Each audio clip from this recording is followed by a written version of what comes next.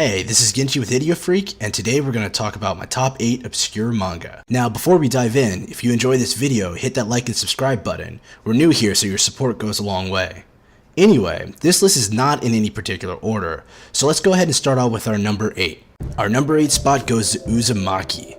Now, Uzumaki is a strange entity. It's a horror manga about a small town dealing with the horrors of the Uzumaki, also known as a spiral. Strange things begin to happen around the main character, Kyrie, and she and her boyfriend have to figure out how to deal with it. The manga is seriously crazy, extremely nuts, and its imagery is both haunting and creative. Like, what the fuck creative? Anyway, this manga was created by Junji Ito, and it's definitely worth a look. So, with that, on to number 7. Number 7 is Cradle of Monsters, or Moryu no Yurikago. I hope I said that right. Anyway, this is another horror manga. This is written and drawn by Kei Sanabe. It's about a sunken cruise ship that flips over, trapping a group of students as the water begins to rise. If that's not enough, there is a zombie outbreak that causes people to go nuts and attempt to kill each other. They're not really your typical zombies, kind of more like just really violent, crazy people.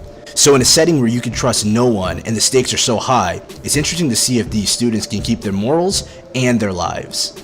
Alright, on to number 6, Parasite. Okay, this is the last horror manga on this list, I swear. Parasite is written and drawn by Hitoshi Iwaki. Now, to be fair, this is kind of a horror action manga. Emphasis on the action. It sees its main character Shinichi's hand get taken over by a parasite. His hand becomes sentient parasite Migi, and to protect its host, it helps fight against its own kind. The dynamic between Migi and Shinichi is great, and it's interesting to watch Shinichi turn into a capable badass as the manga progresses. The art is old school, but it holds up, and Hitoshi doesn't shy away from visceral scenes. Number 5, Homunculus. This is a psychological manga and it raises a lot of great questions. Hideo Yamamoto draws this terrific manga after the car-squatting homeless man Susumu undergoes surgery for cash. If you consider getting a hole drilled in your dome surgery, Susumu gains a sort of ESP or sixth sense when he covers his eye. This allows him to see a person's true personality in abstract ways. The imagery is just crazy, but that's why it's so great. I don't want to spoil anything, so I won't. Go ahead and read it. Go now. If you're still here, then let's tackle number 4. X 1999. So, what if I told you that the earthquakes that occur in Japan are precursors to a battle for the preservation of Earth? In X 1999, by Clamp, it sees a group of dragons in human form fight for the fate of the planet. The characters are amazing and lovable, and their powers are incredible. They mostly look like psychic powers that can kind of put up a dome to stop real-world damage, something they could have used in Man of Steel. Am I right? I'm right. God damn it, Superman. Now, this manga doesn't actually have an ending, but the ride is so great, great enough that I still want to recommend it anyway. On to the next one.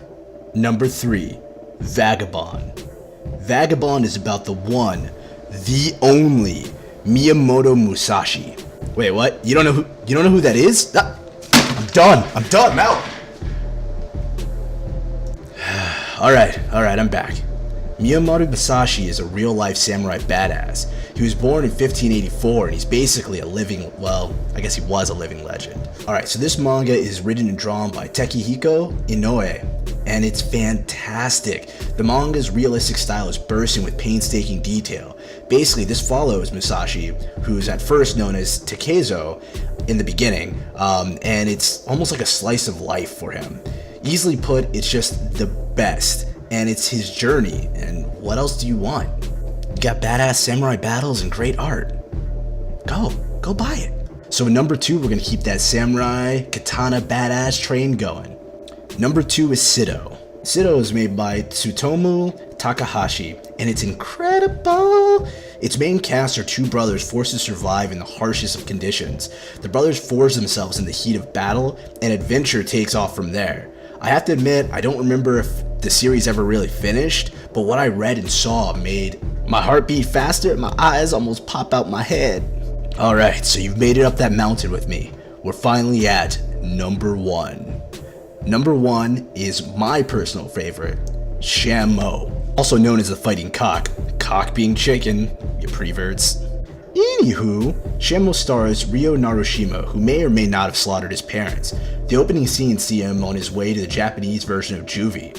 Ryo is totally unprepared for the place and only survives when he meets Kinji Kurokawa, who teaches him karate. Ryo is the antithesis of your typical hero. He's selfish, villainous, and a bit of a coward. He's so different from the regular, and that's what's so refreshing about him. It's strange following such a thug, but you do kind of want him to succeed as the time goes on. Every time you think he may reform, Ryo does some shit that makes you go, damn, Ryo, why? He has a wild and disgusting beast in him by nature, and he just can't help it. The manga isn't finished, but it's a great and still a long read, and I highly suggest it. So this is my list of obscure manga that I think are worth a read, but here at IdioFreQ, we want you to think on your own frequency. So what do you think of our list? Did we miss any other obscure but awesome manga? Let us know in the comments below, and don't forget to hit that like and subscribe button. Again, I'm GenChi with IdioFreQ, and I'll catch you next time. Freak Nation out.